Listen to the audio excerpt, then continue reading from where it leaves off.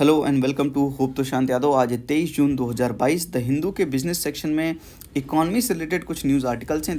They are very much important from our examination perspective, so I am going to cover that. Economy में backward linkage क्या है? Concept itself becomes the backward linkage. आपको समझना पड़ेगा art of reading newspaper is very much important than reading newspaper itself. Learn this art. Polity में backward linkage क्या हो सकता है किसी टॉपिक का, इकॉनमी में क्या हो सकता है, आपको समझना पड़ेगा। ये आर्ट अगर डेवलप कर लोगे तो फिर कोई दिक्कत नहीं होगी।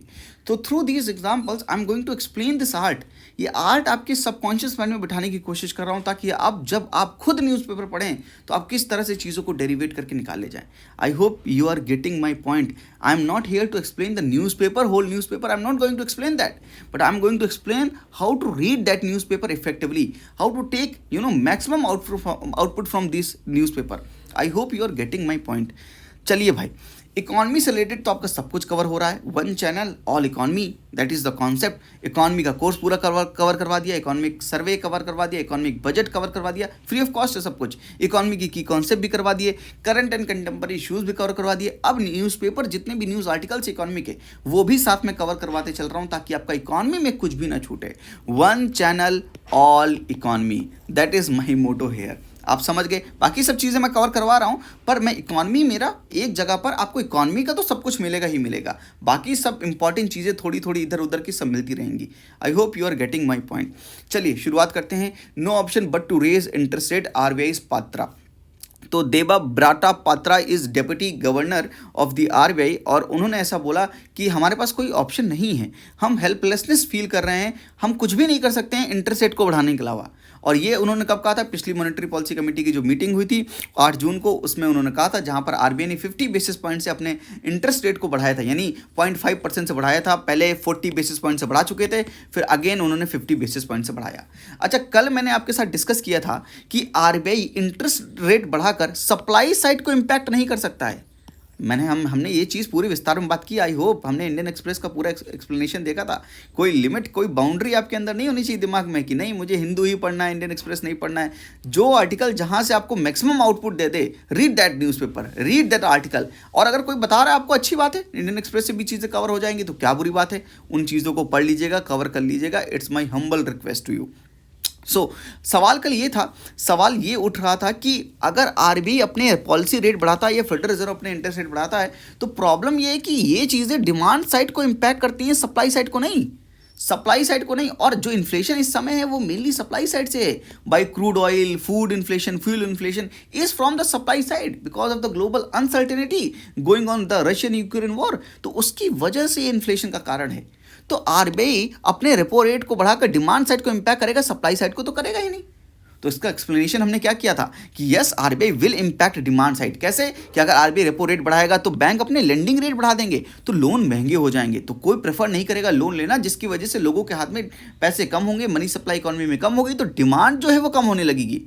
और सोचो, अगर कार की डिमांड कम करे तो पेट्रोल की डिमांड भी आराम से, डीजल की डिमांड भी कम हो जाएगी, यानी फ्यूल की डिमांड भी कम हो जाएगी। जिसकी वजह से अगर फ्यूल की डिमांड कम हो गई, सप्लाई पहले से कम है, फ्यूल की डिमांड पहले बहुत ज़्यादा थी जिसकी वजह से इन्फ्लेशन बढ़ रहा था, लेकिन अब डिमांड ही कम हो गई और उसकी वजह से वो सप्लाई के साथ मैचअप कर पाएगा, तो इन्फ्लेशन विल कम डाउन।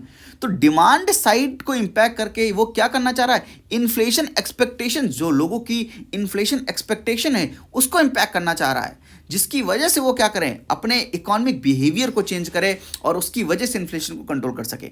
तो RBI is move to increase the repo rate will not impact the supply side directly, but yes, indirectly it will impact. I hope you are getting my point. और लेकिन ये helplessness क्यों बोल रहे हैं? क्योंकि RBI जब भी अपने रेपो रेट बढ़ाएगा, जब लेंडिंग रेट बहुत ज़्यादा हो जाएंगे, तो इकॉनमी में अगर कोई लोन ले नहीं पाएगा तो जीडीपी का फॉर्मूला याद करो, बाय एक्सपेंडिचर मेथड, C+I+G+NX। अगर कोई लोन नहीं ले पाएगा तो कंजम्पशन नहीं बढ़ेगा, इन्वेस्टमेंट नहीं बढ़ेगा, तो जीडीपी भी नहीं बढ़ेगी। तो यहाँ पर एक खतरा जो लूम करता है वो है इकोनॉमी में ग्रोथ का स्टैग्नेशन होने की, या जीडीपी रिसेशन में चली जाएगी। प्रॉब्लम ये है। और स्टैग्नेशन में चली गई इन्फ्लेशन के साथ तो स्टैगफ्लेशन की समस्या बन जाएगी।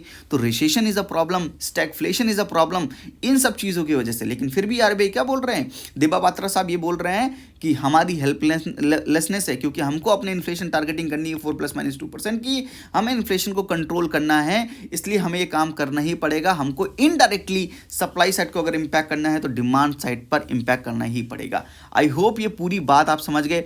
ये कल मैंने आपको उस न्यूज़ आर्टिकल में समझाई थी, यही बात बोली देबा पात्रा साहब ने। आप आई होप कि ये बात आप समझ पा रहे हैं, समझ गए ये चीज़, ये पूरा कॉन्सेप्ट समझ गए। Concept itself is very much important. Remember this and absorb this in your mind. Concept in economy is very much important. हर सवाल उस बार भी कॉन्सेप्ट चाहिए था। दूसरा है, हमने बात की थी इंडिया रिपोर्ट्स फाइनेंशियल ईयर 2022 में current account deficit of 1.2% as trade deficit widens. हमने ये कल भी बात की थी। हमने कल ये बात की थी कि ट्विन डेफिसिट की प्रॉब्लम आ रही है, फिस्कल डेफिसिट तो बढ़ रहा है, फिस्कल स्लिपेज होने की पॉसिबिलिटी है, क्योंकि बहुत ढेर सारा एक्सपेंडिचर गवर्नमेंट को करना पड़ रहा है। साथ में पेट्रोल डीजल पर एक्साइज ड्यूटी भी कट कर दी तो रेवेन्यू भी कम हो गया थोड़ा सा। तो फिस्कल डेफिसिट, फिस्कल स्लिपेज का भी खतरा है, फिस्कल डेफिसिट भी बढ़ रहा है, साथ में हमारा करंट अकाउंट डेफिसिट भी बढ़ रहा है। ये these both together are called twin deficit. तो इसका खतरा लूम कर रहा है, जिसके बारे में हमने कल बात की थी। और साथ में यहाँ पर एक चीज़ और समझनी होगी, ये सब इकॉनमी में लूप में चलता है, सर्कल में चलता है। एक चीज़ होती है, उसके साथ दूसरी चीज़ होती है, फिर तीसरी चीज़ होती है, फिर वो चौथी चीज़ को बढ़ाती है, जिसकी वजह से पहली चीज़ को फिर से इम्पैक्ट होता है। तो ये सर्कल, ये लूप में चलते हैं। तो वही बात है, जैसे कि आपने कल आज एक दिन थोड़ा नहीं पढ़ा, उसके बाद से आपने सोचा कि यार मैं थोड़ा नहीं पढ़ा, आपका कॉन्फिडेंस लूज़ हुआ तो आपने और नहीं पढ़ा, फिर थोड़ा सा कॉन्फिडेंस और लॉस हुआ तो आपने और नहीं पढ़ा। तो ये क्या है, सर्कल बन गया। आपने कल 2 मिनट नहीं पढ़ा था तो आज 1 घंटे नहीं पढ़ा, कल 2 घंटे नहीं पढ़ोगे, फिर पढ़ना ही छोड़ दोगे थोड़े दिन के लिए। तो सर्कल में बन जाते हो, लूप में फंस जाते हो, फिर निकल ही नहीं पाते हो। प्रॉब्लम ये है, इसमें यहाँ पर आपको पर्सनैलिटी के ऊपर आपके काम करना पड़ेगा। ठीक है, तो ट्विन डेफिसिट समझ गए। करंट अकाउंट डेफिसिट वाइडन हो क्यों रहा है, mainly because of the trade deficit. जो हमारा ट्रेड डेफिसिट है वो वाइडन हो रहा है, जिसकी वजह से करंट अकाउंट डेफिसिट वाइडन हो रहा है। ट्रेड डेफिसिट क्यों वाइडन हो रहा है, क्योंकि हमारे इंपोर्ट जो है वो कॉस्टली हो रहे हैं। इंपोर्ट कॉस्टली हो रहे हैं, क्यों हो रहे हैं इंपोर्ट कॉस्टली, क्योंकि हमारा रुपया जो है डिप्रिशिएट कर रहा है, रुपया डिप्रिशिएट कर रहा है। अच्छा, रुपया डिप्रिशिएट करने का एक रीज़न ये भी है क्योंकि हमारा ट्रेड जो है वो डेफिसिट में जा रहा है, हमारा करंट अकाउंट डेफिसिट में जा रहा है, तो वो सर्टेनली रुपया को भी इंपैक्ट करता है और रुपया इंटर्न करंट अकाउंट डेफिसिट को भी इंपैक्ट करता है। आई होप ये दोनों कोरिलेशन आप समझते हैं। और एक चीज़ और हो रही इकॉनमी में, क्योंकि फेडरल रिजर्व अपने इंटरेस्ट रेट बढ़ा रहा है, तो जो बहुत ढेर सारे फॉरेन पोर्टफोलियो इन्वेस्टर्स हैं उनका आउटफ्लो हो रहा है, यानी कैपिटल का आउटफ्लो हो रहा है, जिसकी वजह से हमारा रुपया और डिप्रिशिएट कर रहा है। रुपया डिप्रिशिएट कर रहा है तो इंपोर्ट जो है वो कॉस्टली हो रहे हैं, जिसकी वजह से हमारा इंपोर्ट बिल बढ़ रहा है और उसकी वजह से हमारा करंट अकाउंट डेफिसिट बढ़ रहा है। I hope you are getting the concept. अब ये पढ़ लो, इसमें क्या है, 1.2% ऑफ जीडीपी जो है करंट अकाउंट डेफिसिट हो रहा है। क्यों हो रहा है, net FPI recorded an outflow of 16.8 billion. RBI का डेटा ये बोलता है कि हमारा नेट एफपीआई का जो आउटफ्लो हो गया है वो लगभग 16.8 बिलियन डॉलर का हो गया है। समझ गए इस चीज़ को, समझ गए। हमारा ट्रेड डेफिसिट वाइडन हो गया है, 189.5 बिलियन डॉलर पहुंच गया है, पहले ये 102.2 बिलियन डॉलर था।